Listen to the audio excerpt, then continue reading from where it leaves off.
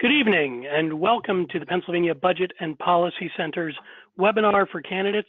This is part 2 of a 2-part series. Tonight's topic is budget policies to move Pennsylvania forward. My name is Jeff Garris. I am the Outreach and Engagement Director with the Pennsylvania Budget and Policy Center. You probably found out about this webinar from an email that we sent to you and to all candidates who are running for the State House and State Senate in Pennsylvania. This evening's webinar, as with the previous webinar, will be recorded and you will be able to watch it later on. We'll send a link to all candidates with a link to this presentation. We will also send you a PDF of all of the slides that will be shown in this evening's webinar. There will be an opportunity for folks to ask questions throughout the evening. On the right-hand side of your screen, there is a GoToWebinar dashboard. In that dashboard, you'll see a number of drop-down items. One of those is questions. You can submit a question at any point this evening during the presentation. Our communications director, John Newrohr, will be fielding those questions. We'll try to answer some of those via text with you, but we will also have an opportunity to ask the presenters questions. Those questions that you submit via the GoToWebinar dashboard through the online questions will be asked anonymously. We won't be identifying who's sent the question in. There will also be an opportunity at the end of the evening for you to ask a question directly using either the phone or the microphone. There's a raise hand icon that we'll be able to see if you want to ask a question at that point. We'll be able to unmute your line and you can ask the presenters a question directly. That time for questions at the end will not be part of the recording that we make this evening. We'll not be including any voices of any of the candidates when we send the link out. So you can feel free to either submit a question anytime this evening via the GoToWebinar dashboard, or you can raise your hand at the end and ask a question directly with your phone or microphone. On that note, I'm pleased to introduce the Director of the Pennsylvania Budget and Policy Center, Marc Stier. Marc? Thanks very much, Jeff, and thanks to all of the candidates who are joining us tonight. I know many of you were here last week, and I hope you found that informative. Tonight, we're going to be looking at a number of public policies that we think can move Pennsylvania forward in lots of different ways, particularly those that will help working people in the middle class. We're going to focus on two in some detail. First, the Pennsylvania Promise Plan on higher education, and second, raising the minimum wage. Those two will be presented by Mark Price, who is the labor economist at the Keystone Research Center. He was the author of the papers and the analysis that went into them that introduced these ideas and explained them, and I'm very happy to have him here because he knows this material much better than I do, and he can answer any questions you have. When Mark's done, I'm going to look at a couple of other public policy areas, education and healthcare in much shorter compass. And then I'm going to talk a little bit about how to raise the revenues to pay for some of the things we think the state should be investing in. So without further ado, let me turn this over to Mark Price.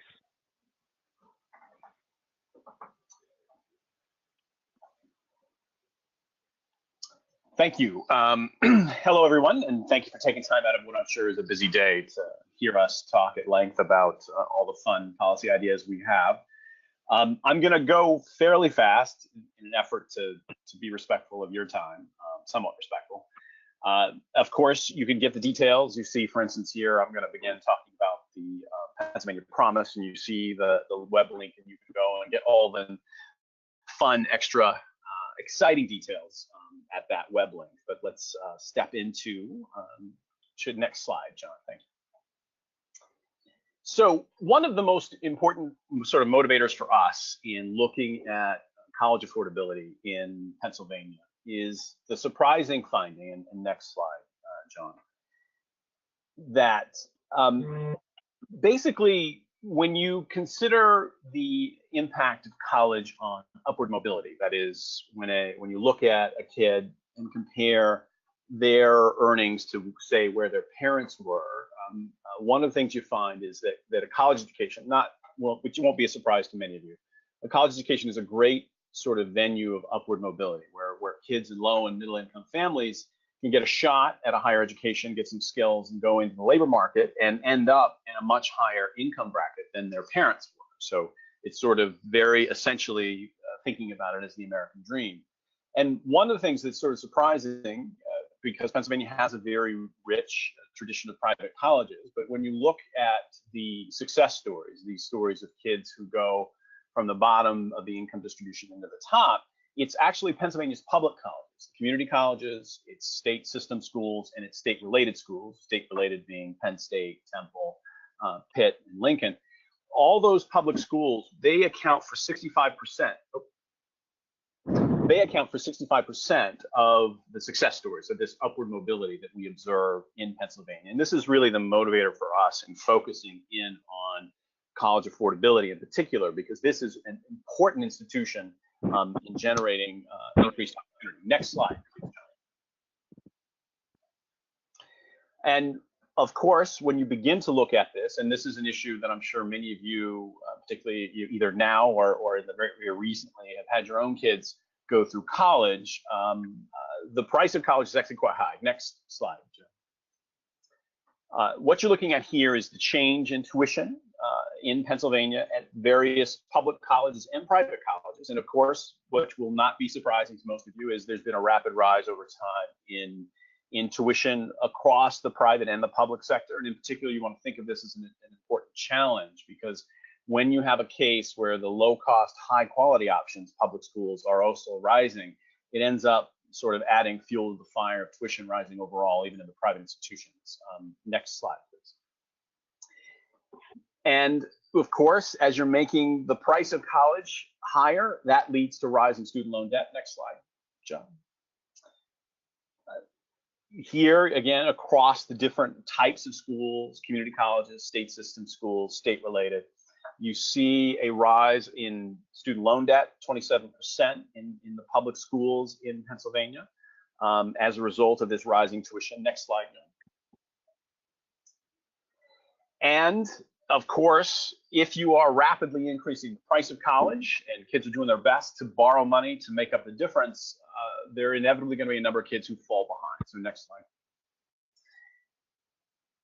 This, I won't dig too deeply into this. You can dig into one of the papers to get more of the key details. But the basic takeaway here is that what we have observed over time in the state system and in the state relateds in particular is the share of enrollment represented by kids in the bottom 6% has been declining over this period when we've observed a rise in tuition. And this is a real concern for us. It sort of threatens the vitality of our economy, because you want to remember there are a lot of kids from those middle and low-income families that have a lot of skills and a lot of abilities and could go on to create the next app or invest in the next new company or create all sorts of opportunity in the economy. But they're only going to get that access if they get access to higher education. And it's clear that rising tuition is pricing a lot of kids out of access to higher ed. Next slide, please. One of the key drivers of this rise in tuition is decline in support in the public sector. And so next slide, please. Many of you, if you participated in last week's webinar, you will have seen this graphic. This is per capita expenditures on higher education across the various states. Pennsylvania, we rank at the bottom. We're ranked 47th in our per capita investment in higher education. You'll want to note that in particular, Wyoming is at the top of that ranking. And they're there because they tax very heavily natural gas and other types of fossil fuel extraction. And wisely, they recognize that those revenue sources won't always be there. They want to transform their economy, and the best way they're going to do that is invest in higher ed. And that's certainly something we'd like to see Pennsylvania consider. But right now, our chief problem is that we don't invest very much at all. Next slide, please. In addition to a low-level investment, there's also been disinvestment over time. So at the beginning of the period in 1983, in the state system of higher education, the state, Pennsylvania, the Commonwealth, provided about 63% of the revenue that the state system had to provide a higher education. Today, that figure is down to 27%. So as state support has fallen, the state system schools have had to rely increasingly on tuition in order to make up the difference. So one of the key drivers of this sort of rise in prices in higher education, particularly in the public sector, is the decline in state support. So next slide. So the solution is, of course, as you would expect, if there's been disinvestment by the state, is a new round of public investment. And so borrowing heavily, thank you, John, borrowing heavily from other proposals throughout the country. In fact, in Pittsburgh, there is a private program called the Pittsburgh Promise. We have put forward the Pennsylvania Promise as one potential solution to the problem we observe. The Pennsylvania Promise would provide 2 years of tuition and fees for any student admitted to one of Pennsylvania's community colleges. It would cover 4 years of tuition and fees at any state system school. Likewise, it would provide grants and additional assistance to kids enrolled in any of the state related, so Penn State, Temple, Lincoln, University of Pittsburgh. And those grants would be roughly equivalent to what a kid would get if they went to, say, a state system school. And of course, recognizing that not everyone is going to go right out of high school into college, this program also includes some investments on adult education, in particular, allowing the possibility that there are going to be some folks who can't go and enroll in school full time. They're going to only be able to do part time. So we've set aside some money for education and training for adults, again, with the idea that it's not just about college, it is about skill acquisition in the broader labor market. Next slide, please. And I think I'm going to skip by this, so next slide. Sorry, everyone. So, of course, the most important question, if you're going to provide tuition and fees, cover tuition and fees for well over 100,000 students in the state system and the various other colleges, that is going to have a price tag. Next slide, please. The price tag is about $1 billion at full implementation. We've done our best in the long, really exciting paper, which I'm sure all of you will go and print out and paste on your walls, to sort of project what we think enrollment will be in the future, project what we think in tuition and the basic cost of the program, including an expansion for adult education assistance, and also doing our best to recognize that really the primary driver here in worrying about higher ed is that there are a lot of low income and middle income students that are really struggling. So we set aside some funding and some resources through an Office of Income Mobility, where we're trying to do our best to make sure that we're providing additional assistance to make sure those high achieving kids who don't typically get an opportunity to go to college are really getting an investment in those resources. Next slide, please. Now, next slide, please. This is going to lead to a pretty substantial and important decline. This spending of $1 billion is going to reduce tuition by about 1/3 across the various types of schools. So it's a substantial benefit for the students, certainly. But as you're talking to your constituents or your potential future constituents, inevitably you're going to run into the grumpy adults, right? The folks who are going to be a little leery of a suggestion that maybe college should be free. And one of the most important things we want to point out here, so next slide. And one more slide, please. We will substantially reduce the total cost of attending college, but we will not precisely make college entirely free. What you're looking at here are the total cost of college after accounting for what we are proposing in the Pennsylvania Promise, a tuition assistance proposal. So you'll see if you have a kid from a family with between $75,000 and $110,000 a year in income, they're going to face a total cost of college on an annual basis of $15,000 if they go to a state system school. They go to a state-related university like Penn State, it'll still be up close to $17,000. That is a healthy chunk of change over each year for 4 years. So we certainly are not making college necessarily free. So I think this is one of sort of the important balances that you have to strike when talking about this policy. Certainly, mostly young people are very excited. They like the idea of making college more affordable. They have a lot of anxiety.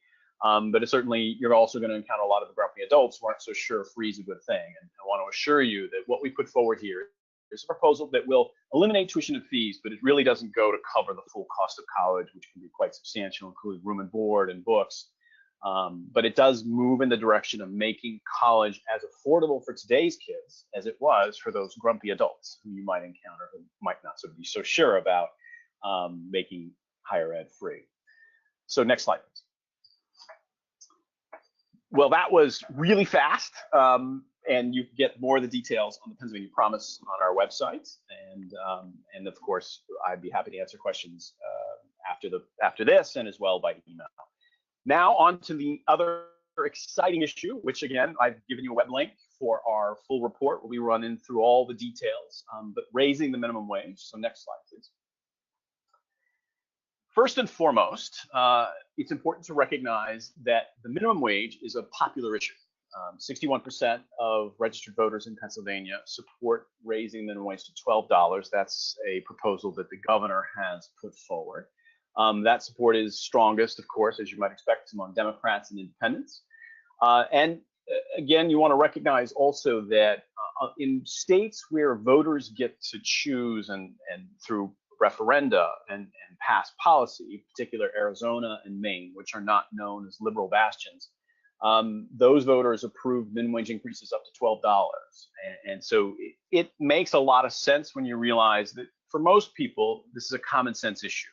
What you're doing is raising wages. You're allowing people to better afford the basics, to pay, get your car repaired, buy a new pair of glasses, maybe take your family out for dinner. These small things, they add up for these workers, and they end up spending in the local economy and help boosting the overall economy. And that's how most people view it. And that's your strongest footing thinking about the issue of the minimum wage. It's broadly popular, and particularly, when voters get to choose, they typically support raising the minimum wage. Next slide. Of course, I'm an economist, so when I think about this issue, this is how I think about it. And I begin with 1968. The median wage for a full-time, full-year worker in Pennsylvania was $3.15 an hour.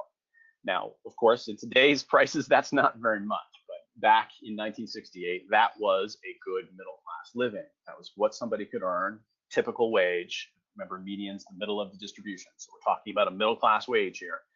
$3.15 an hour. The minimum wage in that year was $1.60 an hour, which is roughly half of what the median wage was for full-time, full-year workers. So certainly that's where we started. Next slide, please.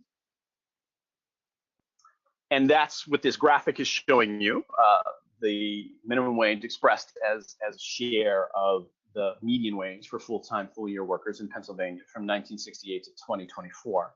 And you see the peak there, 51% in 1968, and then it declines to the late 80s to 31%.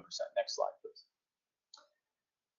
You see some minor movements up, but really by 2006, the minimum wage again has lost substantial purchasing power. It's now 30% of the median wage for full-time, full-year workers. So the main issue is there are minimum wage increases in these periods, but they are infrequent and they're not very large. So you basically have a situation where you do a little bit of good, but then ultimately workers lose more ground than they gain because so much time passes between increases. Next slide, please. Now you see a little bump up there after 2007. That is the Pennsylvania General Assembly voting to raise the minimum wage here in Pennsylvania, and that helped give workers a little bit of a boost. Sometimes you'll hear folks talk about a minimum wage increase as though, you just raise it and no one else's wages will, everyone else's wages will rise. It won't really have an impact. Again, it does have a real and substantial impact lifting people's earnings in the overall economy. Next slide, please. There are several proposals in the General Assembly to raise the minimum wage. One is close to $8.75. I've plotted out here for you what a $9 increase from $7.25 to $9. That'll get you to about 39% of the median wage. Next slide, please. $12, which is the governor's proposal, that gets you to about 49% of the median full-time, full-year wage today. And then next slide.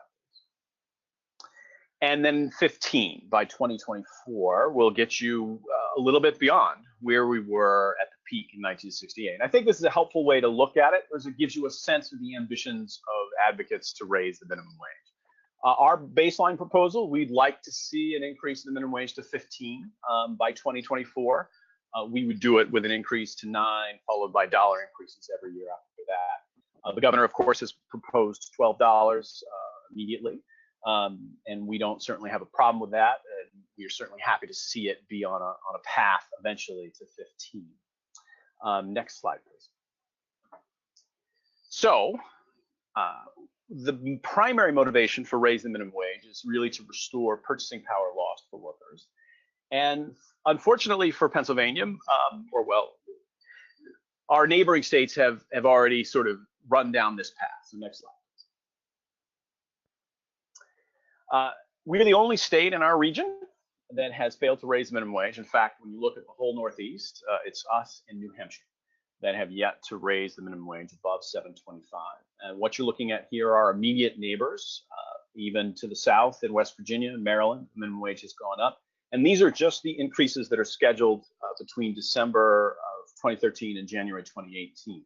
There are active campaigns to raise the minimum wage to 15 in Maryland and in New Jersey. So we expect further increases over time. One of the things we did in looking at minimum wage increases was ask the question, well, what has happened to wages in an industry that's most impacted by a minimum wage increase? And one of those industries is food service. Next slide. This is a map, a county map of our entire region. And you can sort of see Pennsylvania, we're in the yellow there in the middle. And the key point here is what this map is telling you is, sorry.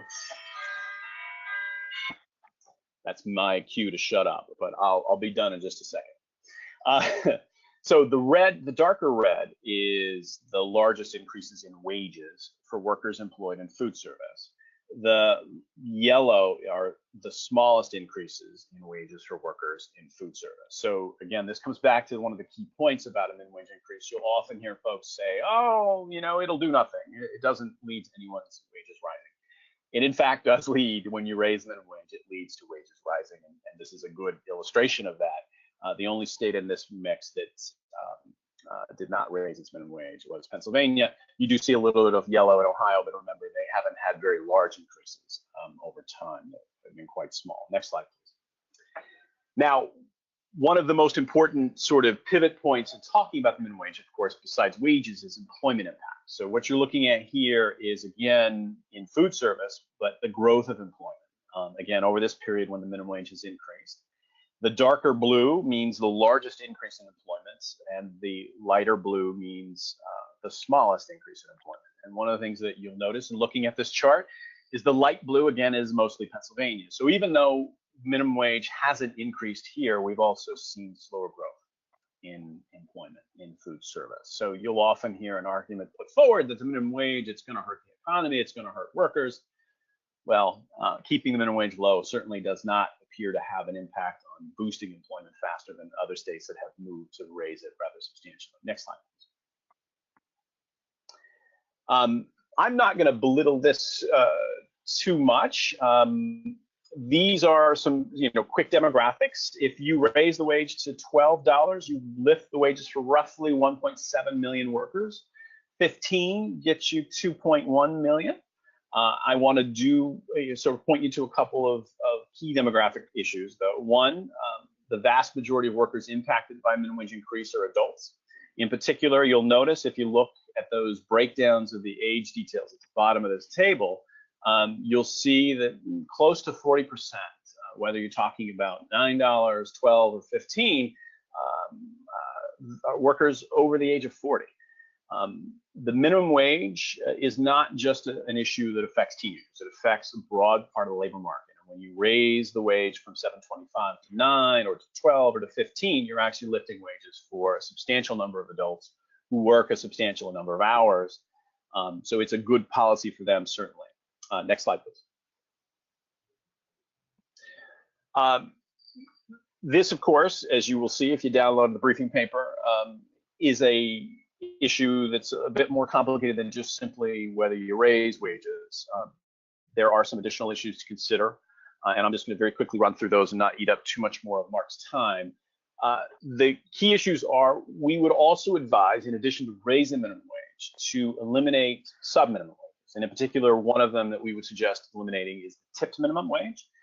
Currently in Pennsylvania, workers who work for tips are allowed to be paid a lower minimum wage than the official 725. Employers are required to make up that difference if their tips don't get them to 725. But basically what we know from experience looking at states that don't have a tipped minimum wage is that workers that work for tips, who they are mostly women, so again, this is one of those important pivot points on this issue, tipped workers in states without a tip minimum wage are less likely to live in poverty, and they also have more tips.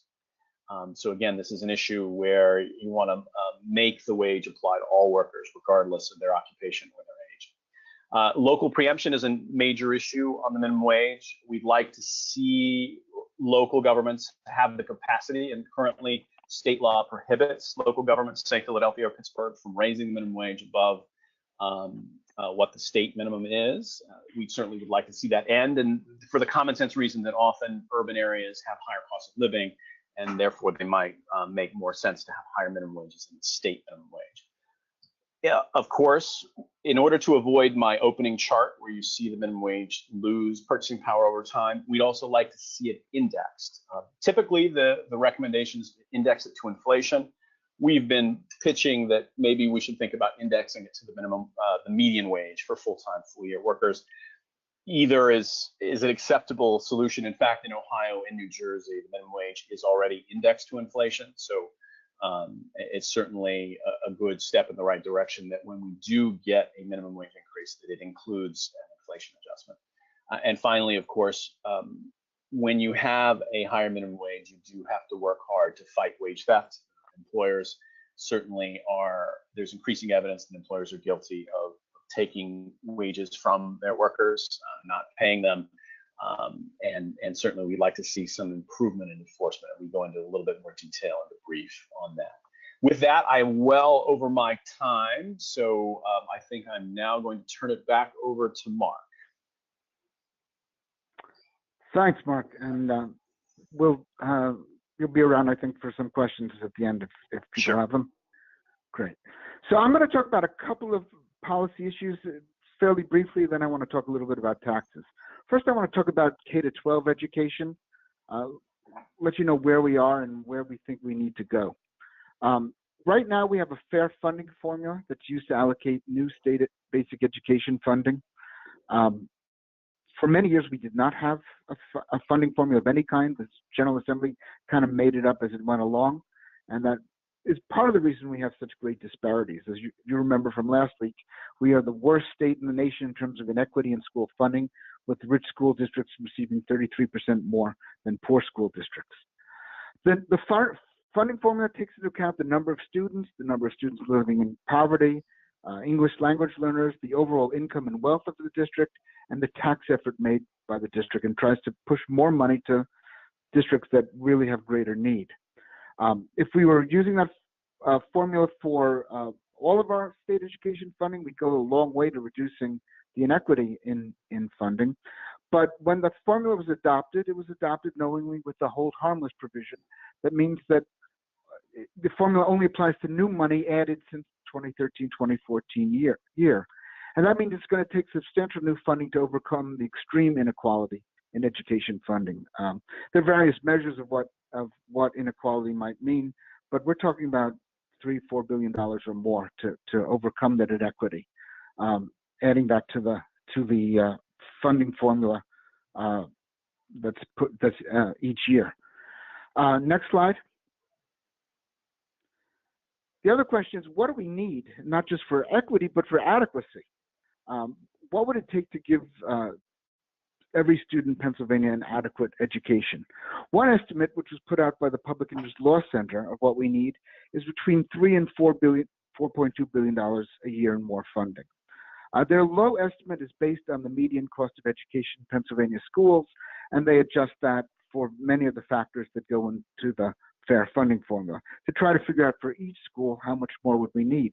The high estimate is based on the median, I'll left out an end there, the median cost of education in Pennsylvania among the 188 school districts with average or above average performance in 3 of last year's PSSA exams, which means we're not looking at the amount of money you need for an average school, but for a school that seems to be meeting the standards we set for them. And that would require $4.2 billion a year. And given the inequities, much more of this money would go to low income than high income districts. But every school in Pennsylvania would need more. If you go to the next slide, you could see what the distribution would look like. We've broken the schools out into 4 parts. Those with the highest student poverty on the left would need $3,614 more per student, and those on the far right in the low student poverty districts would need $839 more per student to get to a level of adequacy. So you see, we need a lot of money for higher education. There are obviously other higher education issues, but there's little we can do to radically improve curriculum and to provide opportunities for arts and music education, advanced technology education, science education, unless schools have additional funding.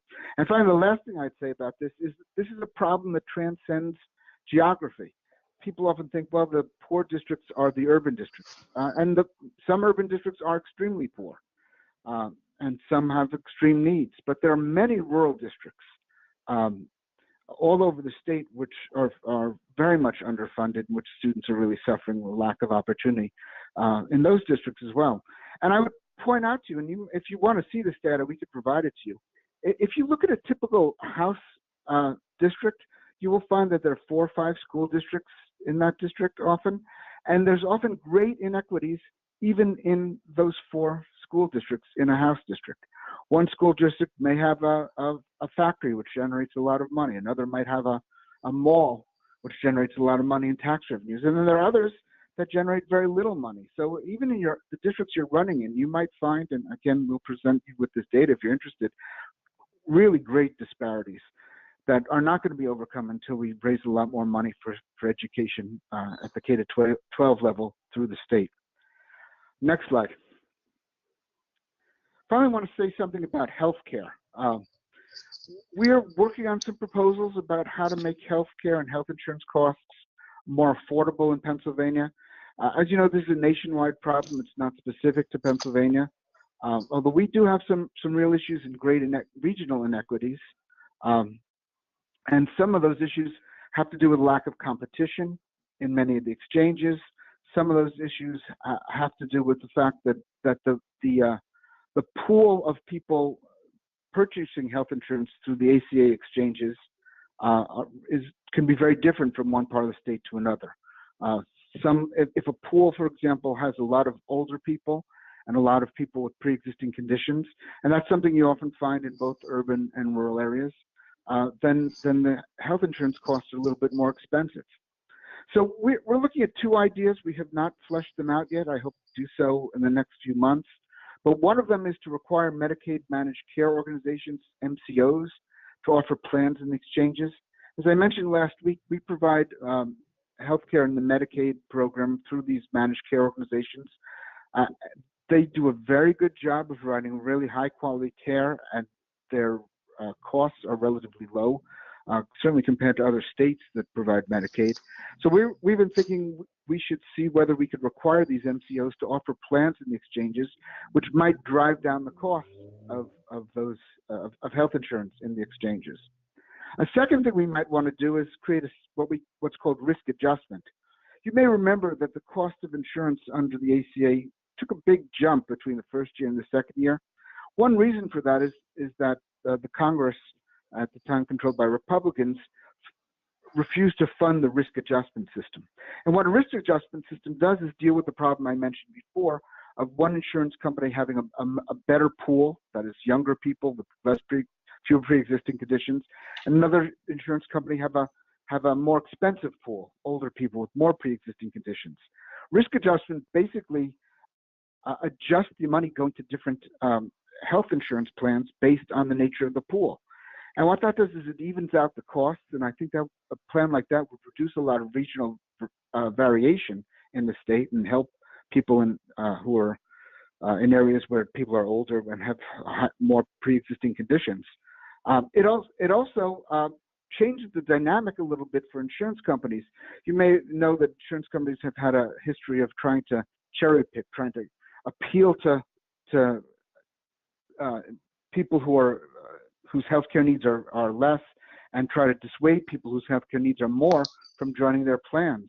If we create a risk adjustment system, we change the incentives for those insurance companies, and that actually changes the behavior and makes them focus a little bit more on preventive care and keeping people in their system rather than trying to get the best that is best in terms of their own bottom line folks into their insurance systems. We can also fund this in part by Blue Cross contributions. You may know that the Blues are all technically, at least at their highest level, nonprofit organizations, although many of them offer a lot of their insurance in for-profit subsidiaries.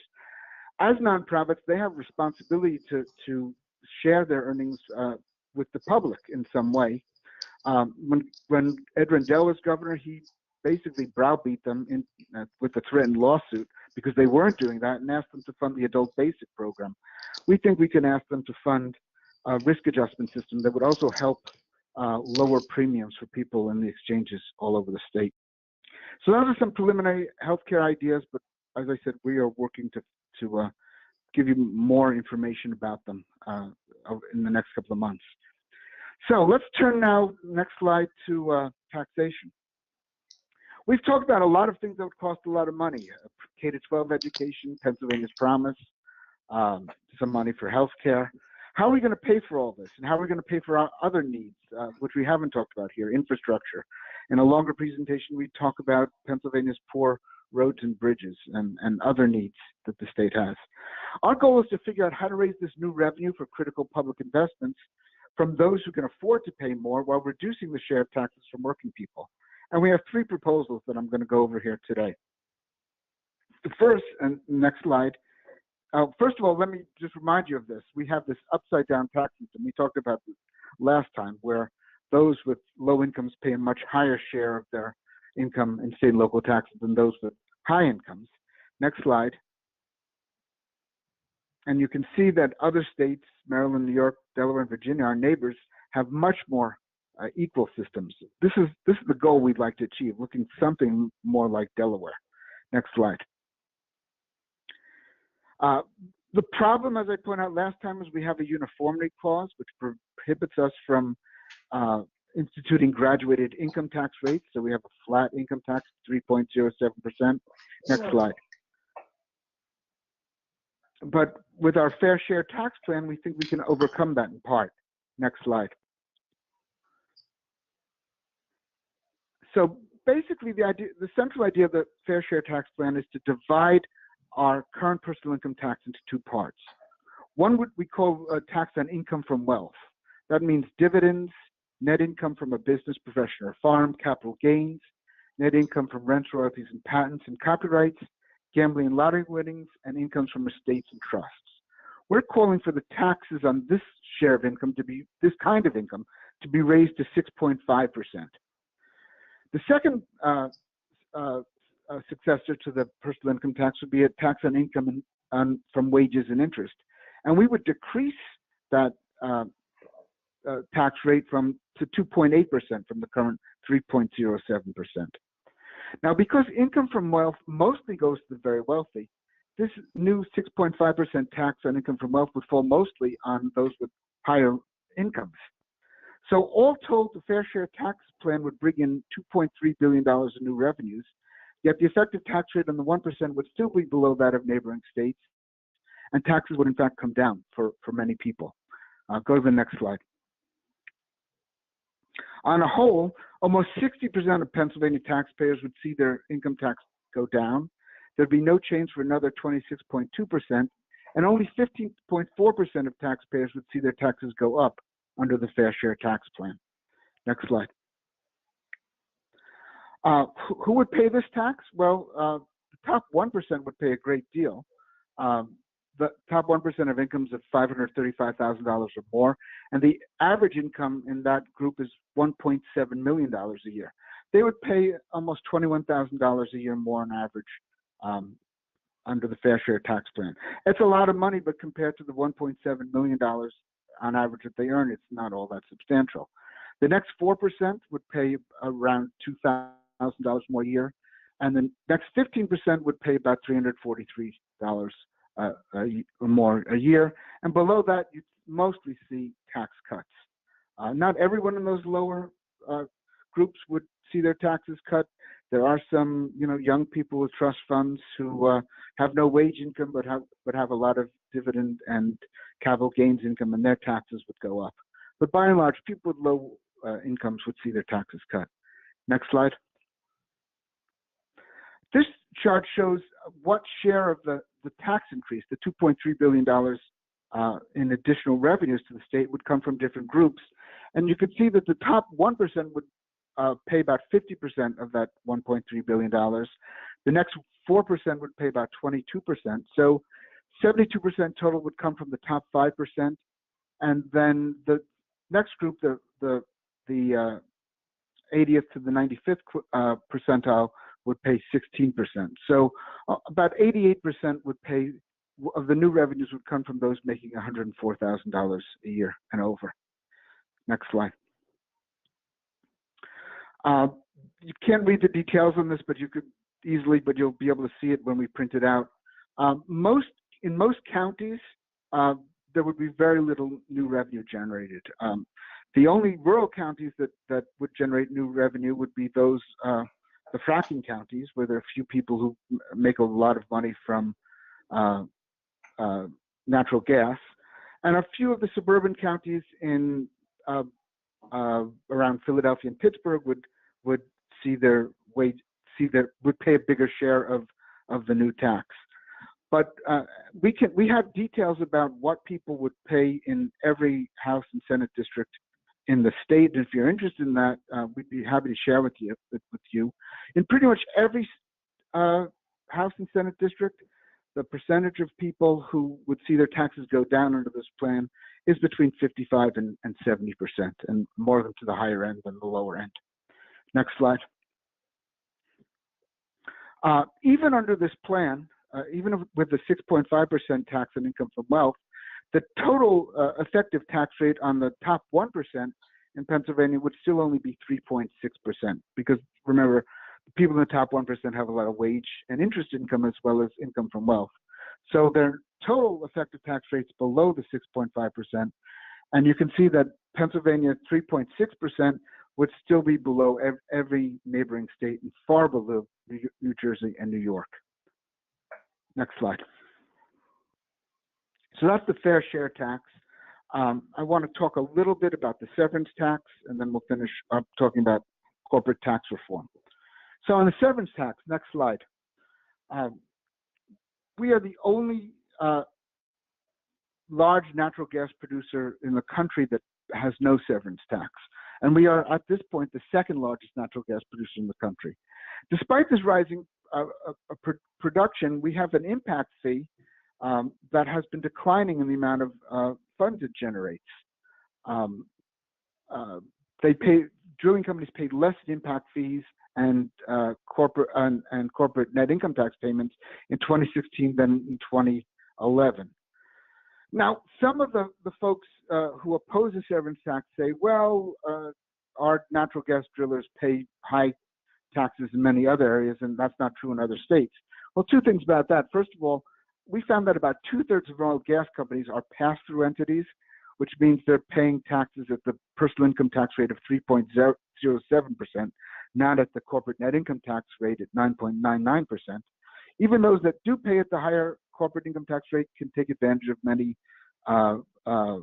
loopholes that are instituted in the federal tax law that carry over to state taxes.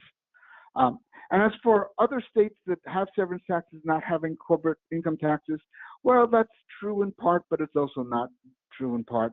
For example, Texas does not have a corporate income tax, but they have something called a gross receipts tax, which is basically a tax on business receipts. And I did a little calculation last year. Their gross receipts tax is a pretty substantial tax. It's almost, when you try to calculate what it would look like if it were a corporate net income tax, it comes out to be roughly the same high rate that our corporate net income tax has. So it's simply not true that companies that are drilling for natural gas in states that have a severance tax are not paying other kinds of taxes as well. They're paying other taxes and the severance tax. Next chart. Next slide, sorry. So here's the gas production in Pennsylvania going up over time, and there's the decline in revenue from our impact fee. Remember, most of the impact fee goes to localities. The localities that are impacted by natural gas drilling deserve it, but we think the whole state deserves some of the largesse that's coming from resources that are basically part of our Commonwealth. The rate of the impact fee, if you calculate it as what it would be if it were a severance tax, is about 1.2%.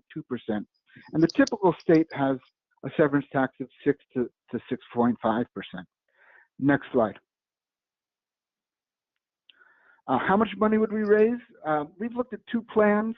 One is Governor Wolf's plan, which is a 6.5% severance tax. There's a credit for the impact fee for that tax. We estimate that in the current year that would bring in $574 million a year. And at the rate of production increase and the rate of natural gas price increase we expect, by 21-22, it would bring in $1.4 billion a year. Representative Kate Harper, it's a Republican from Southeast PA, has another proposal for a lower tax without the credit against the severance tax.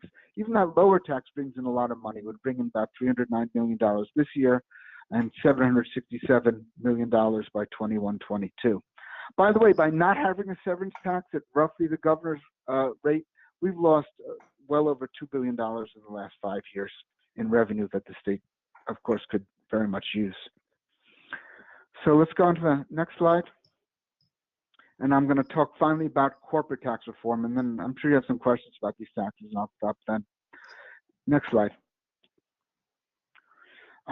Recall that we saw last year that corporate taxes are bringing in a declining share of income. It's dropped from 30% in 72 to 15% of all state revenues. 71% of corporations pay no corporate tax because of the Delaware loophole.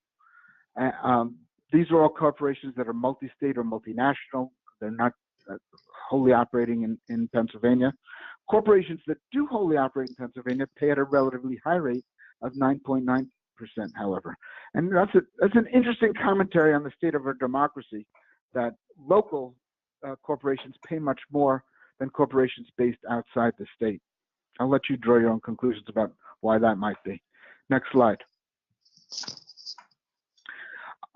The solution to this problem is what we call combined reporting, because the problem is that, for some reason, the subsidiaries of multi-state and multinational corporations simply don't show profits in Pennsylvania. I don't know if Pennsylvania is a particularly hard place to do business, or they arrange their books in such a way that despite the very high sales they have in Pennsylvania, they don't make much money. And of course, I'm being facetious here. That's how they arrange their books. They charge local subsidiaries a great deal for the goods that are sold them at wholesale. They charge them for the goodwill of the company name. They charge them for national advertising at very high rates. So these local subsidiaries make little or nothing in Pennsylvania, and that's why they don't pay a corporate net income tax. What we're proposing is what more than half the states with corporate income taxes have, and that's something called combined reporting, where the state would tax the total, a portion of the total profits of the corporations made worldwide, and that proportion would be based on the sales proportion that are made in Pennsylvania. So if a company sales were 25% of total sales across the world, they'd pay on 25% of worldwide profits. Corporate combined reporting would allow us to reduce the rate to roughly the same level we propose for income from wealth, which is 6.5%, yet it could raise far more revenue.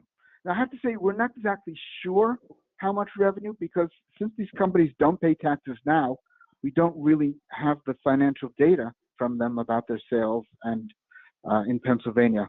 But our rough estimate has always been around $400 million a year. Governor Wolf has recently proposed this kind of plan of combined reporting, and their estimates actually are a lot higher. And I think they may have some good reasons for them. So we think at a rate of 6.5%, we'd raise between $4 million a year over time. And that amount, of course, would rise every year. So those are three proposals that together could raise, almost $4 billion a year, and that amount would go up over time.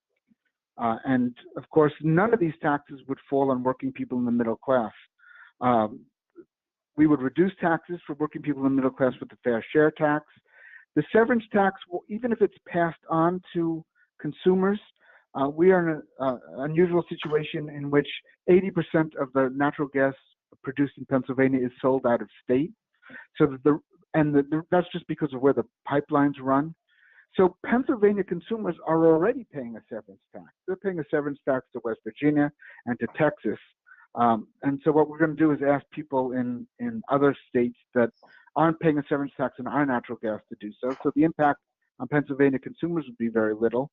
And instituting combined reporting would again tax corporations, not working people in the middle class. So we think all these proposals would lead to much higher revenues while reducing taxes for substantial numbers of Pennsylvanians. So let me stop there and see if there are any questions about these tax proposals or anything else we talked about today. And Mark and I'd be happy to answer them. And folks, remember to ask a question, you can either type it in the question box in the GoToMeeting dashboard, or you can click the button to raise your hand. So let's just hold for 1 second, see if we gather any questions. Otherwise, if we don't, I know Mark has one more thing that he wants to talk about. Yeah, good question. Somebody asked Mark about district level data. Now, that's not necessarily, they don't specify for what they're looking for district level data, but I can try to get that more specific question. And I don't know if either of you have something generally to say about district level data. Do you mean for the fair share tax? Yeah, that's why I'm not sure.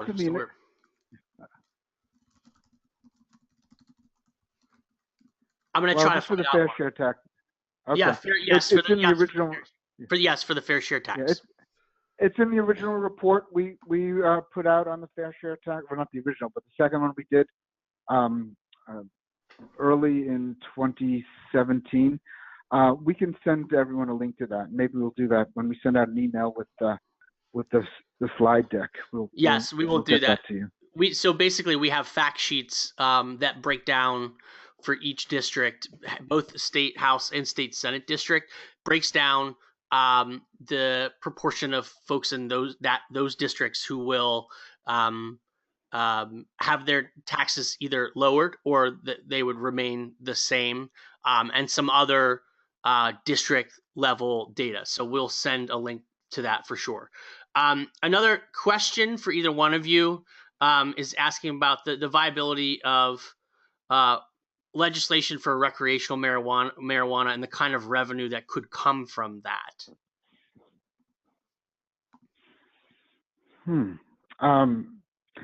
I have it's on my list of things to do to try to figure that out. I don't have an estimate off the top of my head, but it would be substantial, in the hundreds of millions of dollars.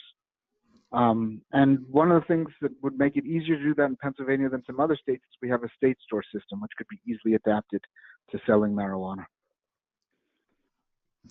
Mark Price, this one probably for you. What kind of effect would minimum wage increase to $15 have on small businesses? Thanks, John. Well, I think again, the important thing to remember is that we're going to get to 15 by 2024 is our hope. And if we get there in that time frame, it's unlikely that you would see any adverse impacts on either employment or small business or any business in general. I think it is important to remember that there are going to be some businesses, whether large or small, that maybe their business model is set up only succeed if they're paying sub-minimum or low wages. And certainly those businesses will be hurt. But just as those businesses lose some employment and some opportunity, they get replaced quickly. So in a dynamic economy, what you're doing when you're raising wages, you're raising the floor across firms. And that does create a situation where the firms that are better run, that do a better job distinguishing themselves from their competitors, do a better job providing value that their customers respond to, they end up eating up the market share of firms that really only succeed by basically paying their workers poverty wages. So certainly there will be some losers with any minimum wage increase, whether you're talking about 9 or 12 or 15, but the overall impact is unlikely to be largely negative if we're talking about an increase to 15 by 2024. And certainly looking across the states, the minimum wage increases we've seen, they're not quite yet up to 15 yet, but the minimum wage increases that we have experienced with modest increases of $1 to $2, which is why we propose a schedule of $1 a year to get you to 2024. The weight of evidence continues to be that those increases don't have an impact on employment or opportunity or even largely the number of firms in the overall economy. Sorry, bit of a long answer. Thanks, Mark. So another one, this one about education funding. It was stated that even within a district, there can be education funding disparities. How can folks get their hands on that kind of data? What's the best place to look to get that kind of information? Well, there's a series of handy school district fact sheets that Mark Price actually prepared, and we will send out a link to all of them. We have one for every one of the 500 school districts.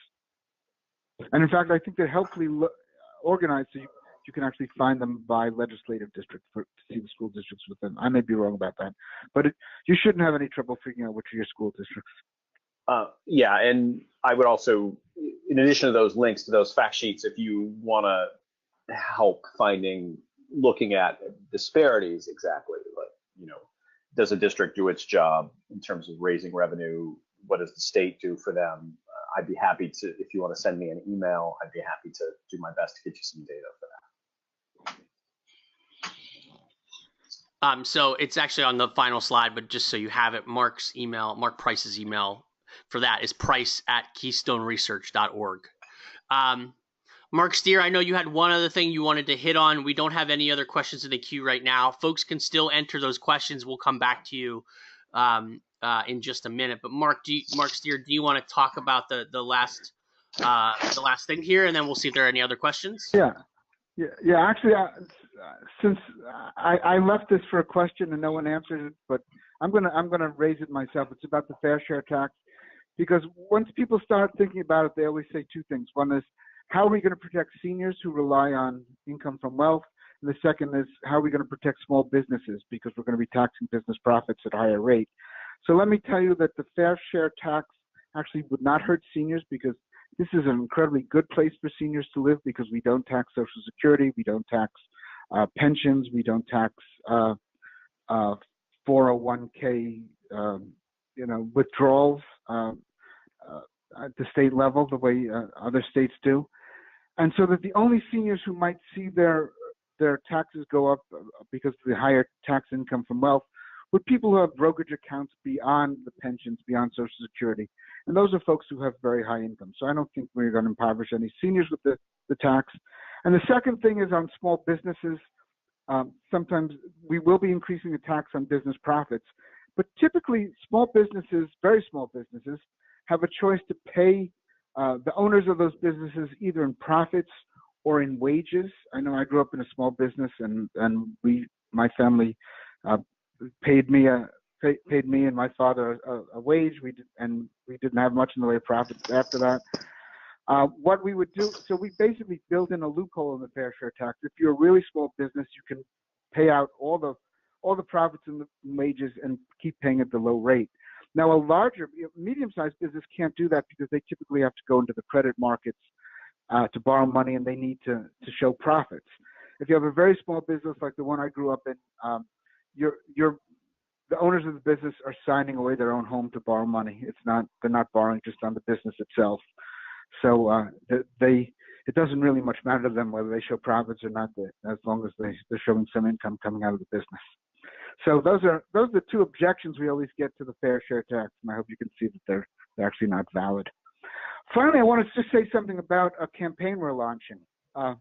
We've been working with a lot of our partners in the public sector unions and the major advocacy groups for working people in the middle class around the state, including Keystone Progress and and Power and One Pennsylvania and a number of others, Pennsylvania Health Access Network, to create a campaign we're calling We the People.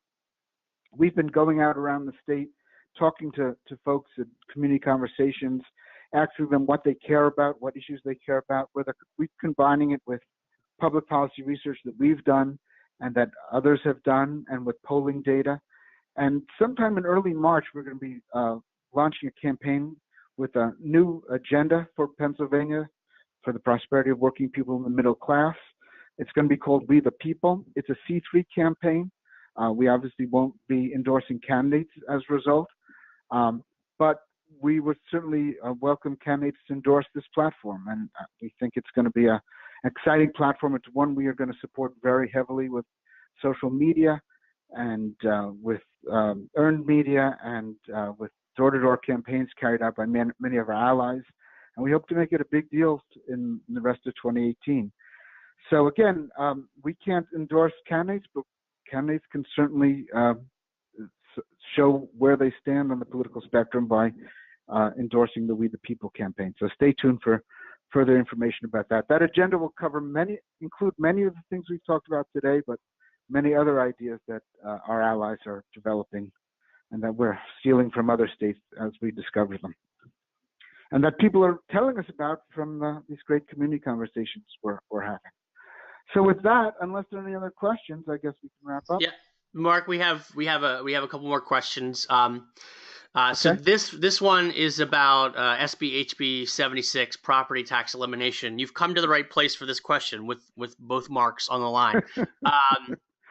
So the question is basically, can you talk about SB 76? Is it coming to the forefront? How can it help or hurt our school districts?